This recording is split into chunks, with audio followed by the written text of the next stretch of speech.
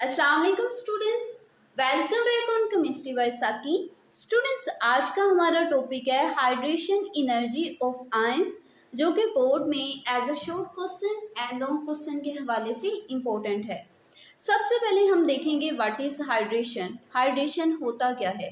Students, hydration एक ऐसे process को कहते हैं जिसमें वाटर मॉलिक्यूल या तो सराउंड कर रहे होते हैं या तो इंटरेक्ट कर रहे होते हैं आयंस के साथ या मॉलिक्यूल्स के साथ। उसको हम क्या कहते हैं? उस प्रोसेस को हम क्या कहते हैं? हाइड्रेशन।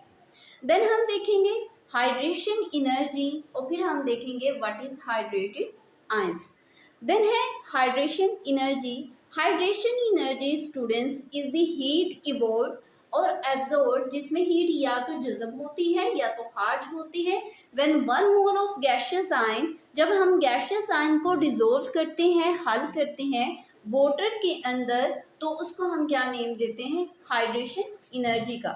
स्टूडेंट्स, हाइड्रेशन एनर्जी की अगर एक्सप्लेनेशन को डिस्कस करें तो जब आयनिक कंपाउंड को हम डिजोल्व करते हैं वाटर के अंदर, तो ये कन्वर्ट हो जाते हैं आयंस में। पॉजिटिव आयन सराउंड करता है नेगेटिव आयंस को एंड नेगेटिव आयन सराउंड करता है पॉजिटिव आयंस को। देन है hydrated ions. Students, hydrated means water, यानी ऐसे आयंस जो वाटर को सराउंड करें, वाटर मॉलिक्यूल्स को सराउंड करें, उसे हम क्या नेम देते हैं? हाइड्रेटेड आयंस का।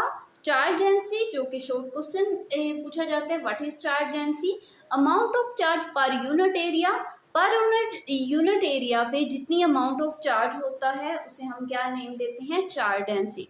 स्टूडेंट्स, जितने आयंस का साइज जो है स्मॉलर होगा उसकी उतनी ही चार्ज डेंसिटी होगी, और आयंस का अगर साइज जो है वो बड़ा होगा तो चार्ज डेंसिटी भी उतनी ही कम होगी। और इसके अलावा अगर चार्ज डेंसिटी की अमाउंट जो होती है वो लार्ज होती है, तो इनके दरमियान जो अट्रैक्शन होती है आयंस एंड वाटर मॉलिक्यूल्स के दरमियान जो अट्रैक्शन होती है, तो वो अट्रैक्शन ज्यादा होती है।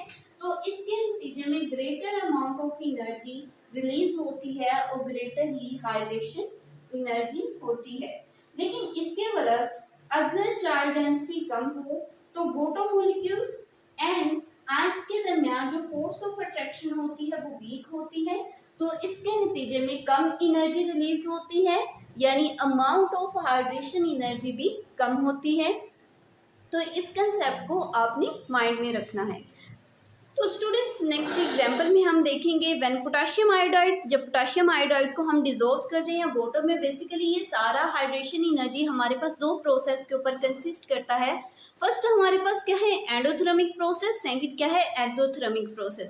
एंडोथर्मिक प्रोसेस में आयंस बनते हैं, जबकि एक्सोथर्मिक प्रोसेस में जो आयंस है वो सराउंड करते हैं वाटर सोलवेंट मॉलिक्यूल्स को। जैसा कि नीचे एग्जाम्पल में दिखाया गया है कि वाटर मॉलिक्यूल्स सराउंड कर रहे हैं किसको? पोटेशियम आयोडाइड को।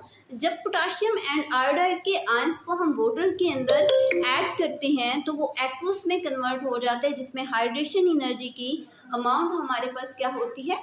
पॉजिटिव।